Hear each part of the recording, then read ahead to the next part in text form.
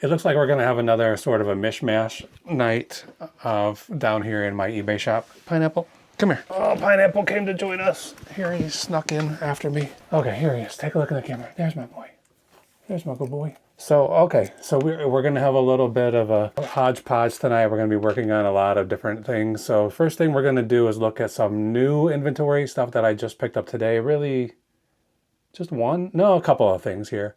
And then and then shortly after that, we will look at some stuff I pulled out of the death pile, some pretty good stuff actually, like stuff I'm really actually excited about.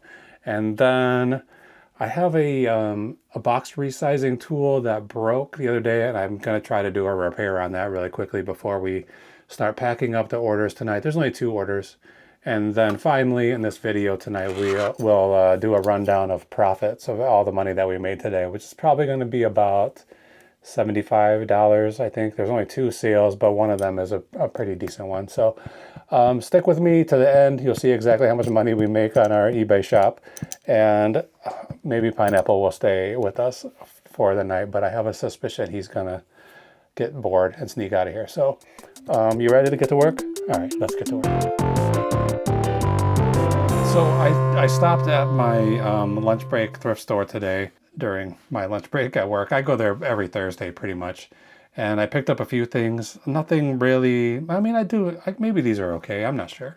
I got these, this stack of Robert Galbraith books. This is the pseudonym that J.K. Rowling started to use after she finished Harry Potter, and she wanted to see if she could get famous again without telling anybody her name. And I think somebody did release, eventually somebody's just spilled the beans, because this was the first book in the series, came out, didn't really do that well, and so they were like, we better tell everybody this is J.K. Rowling so that we can start selling some books.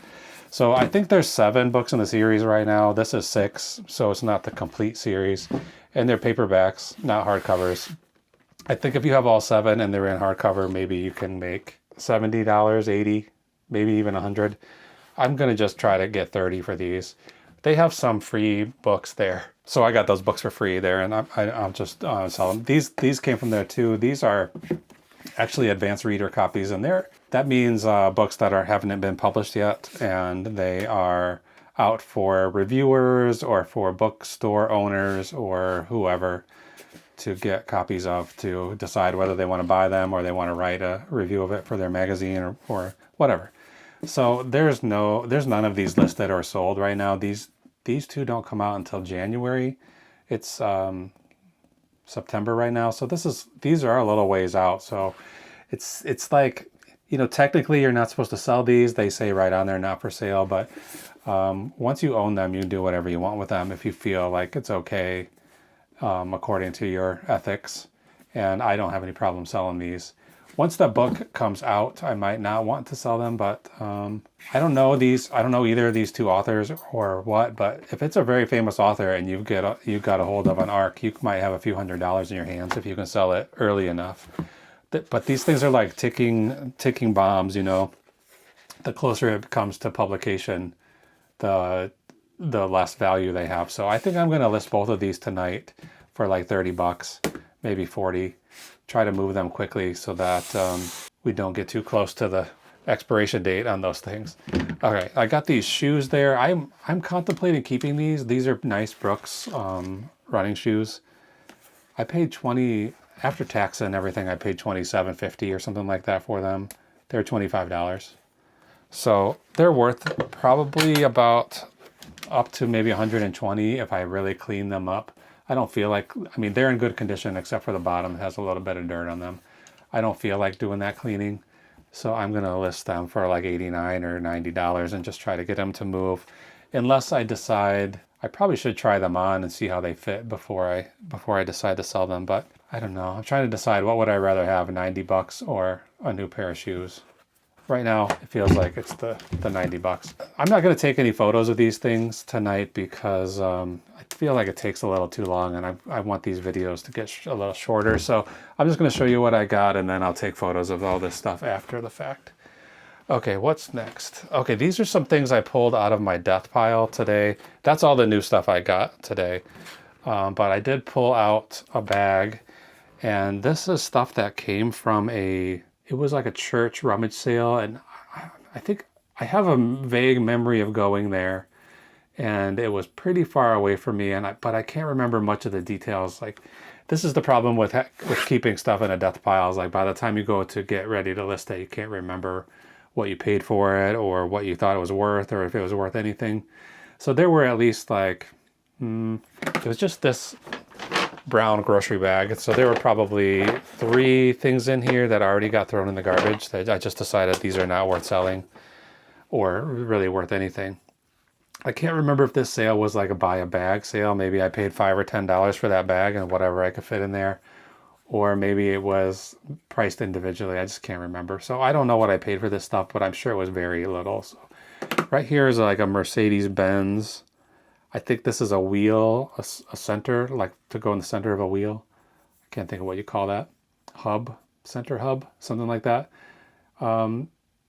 There's no, usually car parts have some kind of a part number on here. There's nothing on here, so I don't know what this is exactly, but I found one on eBay exactly like it, sold for $14, so I'll just try to get $14 for it.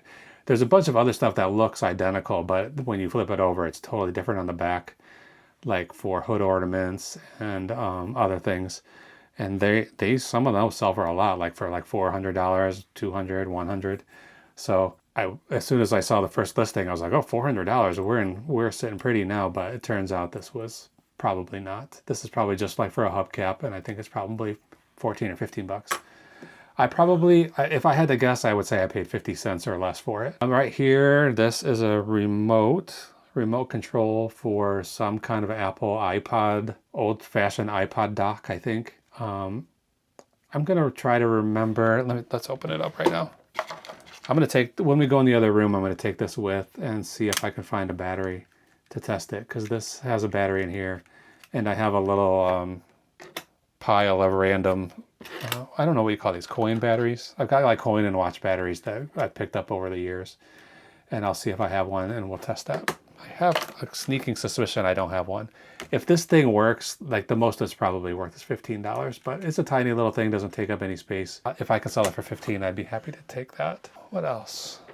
I guess this is the last thing, and this is kind of, this also came from that church sale. This is what I remembered buying these. That's how I remember this bag came from that sale. These other things I have no memory of, but these I do remember. And this is what makes me think it might have been a fill a bag sale, because I remember just thinking, I'm not even going to bother looking these up. I'm just going to assume these vintage color by number things are going to be worth something. And if they're not, oh well. So either they were very, very cheap, like $0.25 a piece, or it was fill a bag. And I have a bunch of these. There's like 4 different varieties, and then I have a few in each one. So there's like four of this style, 7, 7, and 6, I think. So what does that add to? 20 plus 14, 34, 24. There's like 24, maybe more. Let's see, 7 plus 7, 14 plus 6 is 20, and then 4 or 5 of these, 25. So there's 25 of these things total. These are from the 60s, I think, because there's, I guess I could look up when this kind of terminology was used, but each one of these has 5 pictures, color by number pictures in it, and they're made by Venus Paradise. This is the colored pencil company. So this series, there's one series here that's like storybook characters. This one is global scenes. So it's like Machu Picchu, Aztec ruins, whatever. This one is called the Teen Tempo Collection. So it's like teenage party. Well, actually one of these is open. So let's pull them out. These are kind of funny. You know, this is the stuff that's helping me date these, because they don't have any marks on them, but they do say made and printed in the USA. But this one is like the teen collection, so it's like having fun in a jalopy. So this was a time when teenagers had the stereotype of hanging around in cars. This one says rock around the jukebox. So here's a jukebox, and then this guy's got a varsity letter on. So these could be 50s. This one says teenage party, people dancing to music, and this one is cheerleaders. So, but the other one that's giving us a better way of dating them, I think, is called the Defense and Discovery collection. So it has like, okay, Defense and Discovery collection. The 5 sheets in here, I'm not going to open this. This one's sealed. Says first U.S. space capsule in orbit. That's one of the pictures. Another picture is ICBM missile. One is called Jet Interceptor, and one is called Satellite Vehicle, and one is called Communications Satellite. So this is like pretty early space program stuff. It feels like they would be doing, rather than having the first US space capsule, they would be doing like Apollo mission stuff. So, you know, Apollo would have been late 60s into the 70s. So these things are probably from the early 60s and maybe even the late 50s. So this teenage one makes me think 50s. This one makes me think 60s. I really don't know. I probably could do a little more research and find out, but I don't think I need to. I looked up this with, it says picture pack, and it's spelled just P-A-K with no C. So I searched eBay for it. No current listings with that. Venus Paradise picture pack, nothing comes up. Then I go to sold listings, which is the last 3 months. Nothing, no sales in the last 3 months. So then I resorted to going to product research, which used to be called Terapeak. And there are like 2 that are similar to this, but slightly different. And then one of this particular one, this Defense and Discovery one. And all of those sold in 2022. For this one sold for like 107, just one of these packages of 5 pictures. $107. The other 2 that were similar were like $125.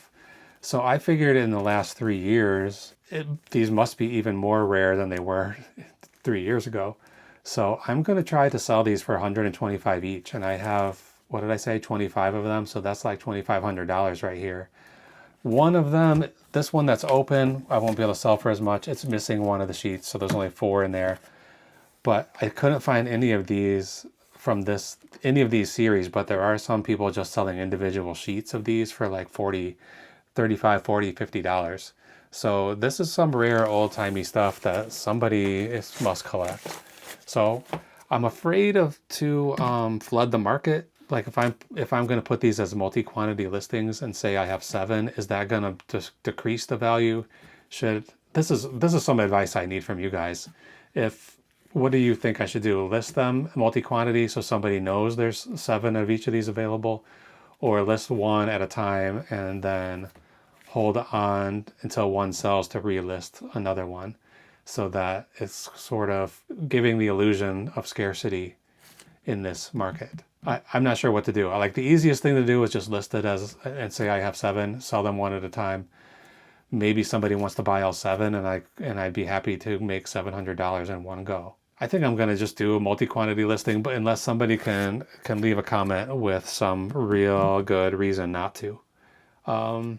Anyway, I remember picking these up and thinking these are probably worth something, but I would have guessed like $10 a piece, not $100 a piece. So this is another problem with having a death pile. This is like $2,000 at least. That's just been sitting here in my basement closet for a year and a half, who knows.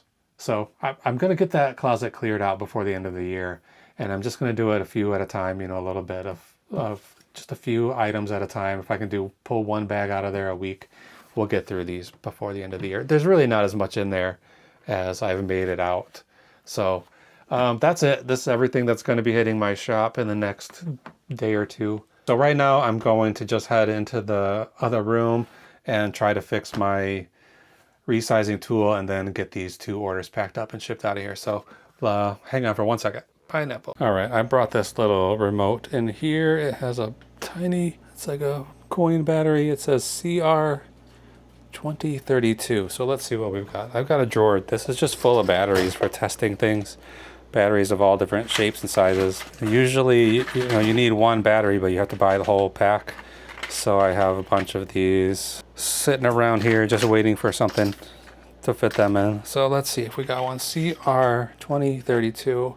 These are 2016. I think that's the closest I have. Oh, what's this? 1632. That's not going to fit. So yeah, I don't have a battery for that. So I don't think this thing, I mean, it's only worth, like I said, $13, $14, maybe $15. So I don't think it's worth it to buy a battery to prove that it works.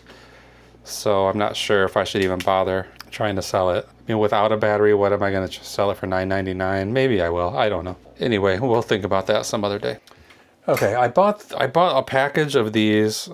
These tools are made for tracing patterns and making perforations in a piece of paper so that you can, it's for like sewing patterns, then you can get chalk to go through those holes onto your fabric and then you can cut your pattern. But I was using it for putting perforations in cardboard to make folds to resize boxes. But I only used it about, I don't know, probably less than 10 times, and the rivet that was holding it together broke. So I went to the hardware store and got some little pieces to see if I can fix it. The first thing I got was a rivet, and I don't really have any way to, rivet it down. I don't have that part of a tool that you need. So I don't know if I'm going to be able to use this. Looks like it doesn't fit through the hole anyway. This one's a little too big.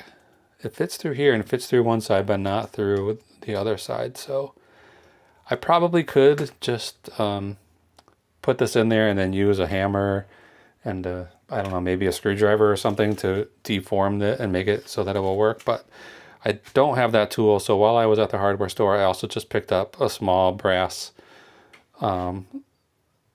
bolt and nut. And so I will just stick it through here, and I probably should use some of that Loctite I have up there to put this nut on here so it doesn't come undone.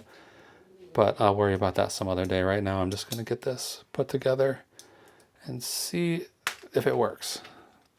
This screw and bolt, I mean this nut and bolt are pretty small, so if I drop it I'm in trouble. I can't make it too tight, otherwise the wheel won't spin, which is already what's happening. So let's loosen that up a little bit. Yeah, I'll definitely have to put something to hold that nut on there. But for now, let's try it. So there we go, made a perforation, makes a perfect fold. So we saved that tool for the time being. Probably, I might have a little bit of Loctite somewhere, just a regular old Loctite, not the stuff that I have for sale. So I'm not gonna open those packages to use them. I'm gonna sell that stuff. If you don't know what I'm talking about, don't worry about it. Okay, I just got a third sale just as I was finishing up that, showing off those new items. So we're gonna have to get these shipped out tonight too. So I'm going to add all of this stuff to my spreadsheet and make sure that I have everything ready to ship. And I'll be right back from doing that. We're all ready to pack now, so let's get these 3 done as quickly as possible. So here's a small box for these. These are audio cassettes of James Howe's book series, Bunnicula. These are like little kids books about a vampire rabbit. Yeah, I remember reading these when I was a kid. This was one of my favorites. And I saw these at the Salvation Army. This is quite a while ago. I gotta go get Pineapple out of this closet. Pineapple, come on. You're not supposed to be in here. Come on, get out. You know you're not supposed to be in here. I've been having to put these boxes here to keep him from getting in there. I just throw all those bags on the floor and he really wants to get into those bags for some reason. Okay, here we go. Bunnicula. I got these cassettes at the Salvation Army. This would have been, I'm not sure when. Let's find out. I'm gonna open my eBay app and look at my notes. Let's see. Okay, this was all the way back over a year ago, 2024, June. This would have been at the end of July of 2024, so quite a while ago. And I know these have been through quite a few rounds of sales events, but I just had a sale end pretty recently, and that turned out to be a bust. Like, I don't think a single thing sold in that sale, but these would have been 30% cheaper a week ago. But I sold them for 20 bucks, paid $2 for them. Add shipping onto that, which probably makes $16 or $17 on these 2 cassette books on tape. And it only took a year to get it. So in some way I think about this kind of business. I hear a lot of people say, if you don't sell something within 3 months, you need to get rid of it. And maybe they're right. Maybe that's better for your shop. Maybe that's better for the eBay algorithm. I really don't know. But I think about it like people who make wine or aged cheese or something like that. You know, they're banking on these products selling sometime in the future. So if I'm continually adding stuff into my shop and the stuff doesn't sell for 2 years, the 2-year-old stuff is going to be selling while I'm adding the new stuff. So it's the same as like if I decided I wanted to start a vineyard, vinicula, I don't know how to spell it. If I want to start a vineyard, you know, this year I'd be selling product from 2 or 3 or 4 years ago and then continue on like that. So I'm not in a big rush to get rid of stuff, but I am thinking about doing a test run of just ending everything in my shop that's less than, let's say, like $12, $10, and then see if that makes an increase in sales, because that's what some people have been saying. Like I just saw a listing today, or I saw a post somewhere, Reddit or something today, where somebody said, I have 55,000 items in my shop and I decided to end everything and start over. And so he ended all of his listings and started relisting them again from scratch, going through and checking the titles and all of that stuff, you know, trying to make these listings as good as possible. And he said, I have 300 listings. I got 300 listings done in an hour, and I already have 100 sales or something like that. So it seems unlikely that you would get that many sales in that short of a time period, but maybe there's something going on. You never really know. Nobody can tell you how that eBay algorithm works. So you never really know. So I guess it wouldn't be the worst experiment ever to end a bunch of things and just see how they do. All right here, this is a book. It's like some kind of a role-playing game that's, I don't know what it is. It's called Umbra, The Velvet Shadow. And I thought it was, it's related to Werewolf the Apocalypse, which is some sort of a role-playing game. I picked up a bunch of these books at Savers. There's a Savers somewhere near me. It's like kind of far away, actually. It's like a 35 or 40 minutes away from here, but I go there if I've got some other reason to be in that area. And I bought these big stack of these Werewolf, what's it called? I forgot. Werewolf the Apocalypse role-playing game books. And most of them were worth a pretty good amount, like at least like $30 to $40. And they all sold very quickly, except this one was, for whatever reason, wasn't worth as much as the others. And it's been a long time now. This was from February of 2024. So it's September 2025 now. So that's well over a year, close to a year. I mean, that's more than a year and a half that I've had this on my bookshelf. And it finally did sell, and it's only sold for $11.69. So I must have sent, I send out a lot of offers, and I don't always remember what I'm sending the offers on. So I suspect I sent an offer out yesterday or today, and somebody accepted it. So I probably had this listed for $12.99. I sent the 10% off offer, and they took the bite. They took the bait, rather. So this is going out, and it's going to go out for $11.69 plus shipping. It's going to eBay International Shipping, so let's see where it's going. I'm writing Umbra on here, 1 pound 5. This is going to be 13 by 13, 13 by 13 by 1. So let's see, where's it going? I'll just write EIS. But for now, I know it's going to show recipient address. It's going to Australia, so this is going pretty far. So a year and a half ago, I got that. Somebody in Australia didn't even know it existed, and now I'm shipping it to them. Okay, now I've got another pizzelle maker going out. These are these like Italian cookies.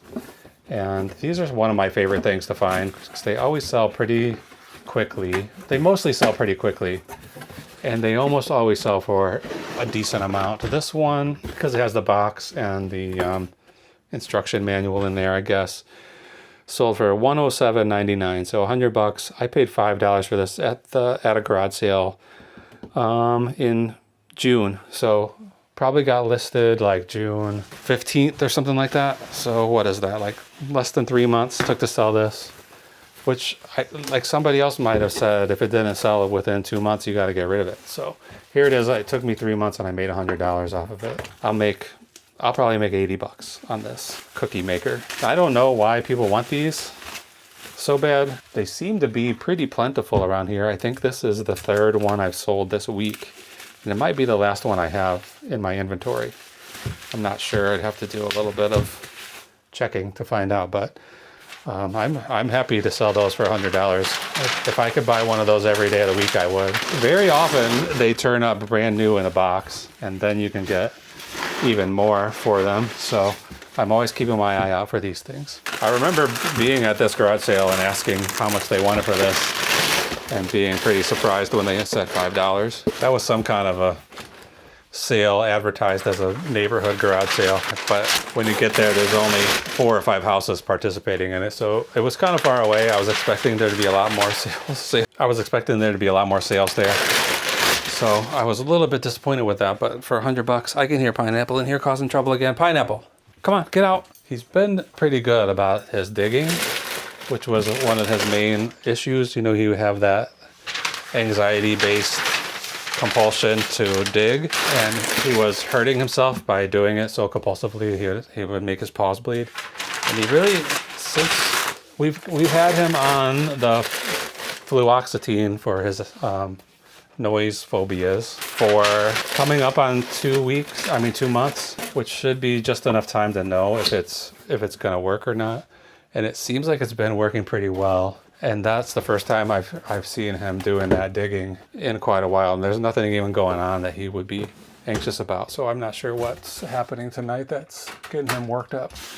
I'm gonna have to ask. I didn't give him his pills tonight, so I need to ask Jessica if she did it. And if she didn't do it, get it into him right away. This is my other box resizing tool. So this one just makes perforation at a set level so you can make the box smaller. So I just put those perforations in there. You saw me do it. Now I'm going to cut the corners, which you might have a hard time seeing. I'll try to get my blade coming out the back end, but I don't want to cut my arm. So I'm putting the blade into the corner and cutting it the distance of the scored perforation I just put in, which is where the box will fold easily. So you'll see, there it goes, folds right over, no problem. Sometimes it seems like it's easier to go back and then forward again, but this one is bending over with no issues. So let's get that cookie baker put in here. This box is just a tiny bit bigger than the box it comes in, so I will have to put a little bit of padding, but not much. I might have to send him upstairs. Pineapple, come on, come with me. I could hear him. Come on. I'm gonna shut this door so he can't get back out. Okay, go to your bed. Okay, hopefully he'll relax a little bit. Yeah, this is fine. All right, let's get this job finished so we can take him upstairs and we can all relax a little bit tonight.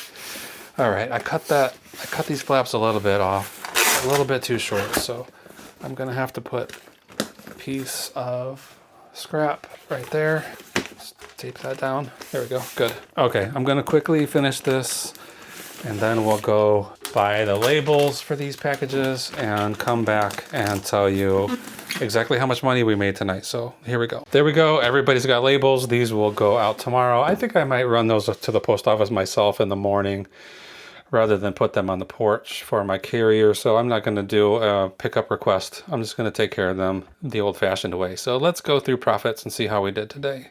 All right, the last thing that came in, those Bunnicula audiobooks on cassette, they bought them for $19.99. I spent $2 on them. The shipping fee was $5.10, and the actual shipping cost was $4.47. The eBay fees were $4.10, and so that leaves us with a profit of $14.52. I'm not going to go through all of that information for all of these, but the Werewolf Apocalypse book, this is a role-playing game book, earned a meager $5.26. I think I'm going to have to raise my standard medium mail shipping cost because it really went up more than you would have thought during the last hike. And I've been losing money on shipping recently on medium mail specifically. I should have checked to see how much that would have been for Ground Advantage. It could have been cheaper. Anyway, $5.26 after 2.5 years. So there's a good return on investment. Then the pizzelle cookie maker, sold it for $107. After my cost of goods and fees and shipping labels and everything, we made just under $90 on that cooker. that baker, $89.94. So right now, it's almost 11. We have until 2 a.m. to sell more and be considered on today's spreadsheet. But right now we've made today $109.72. So we're on day 4 of September, and our average profit per day so far this month is $118.49. And our average profit per sale is $31.60. So I'd be happier if this number was a little bit higher, but it's okay. I'm all right with it. So right now I'm going to take this little dog upstairs. He's laying in his bed now, chewing on his feet, and take it easy for the rest of the night, and then try to get as much work as I can done this weekend, because we are heading into the 4th quarter and I want to have my shop as full as it can make it. So thanks for watching. We'll see you again tomorrow. Bye.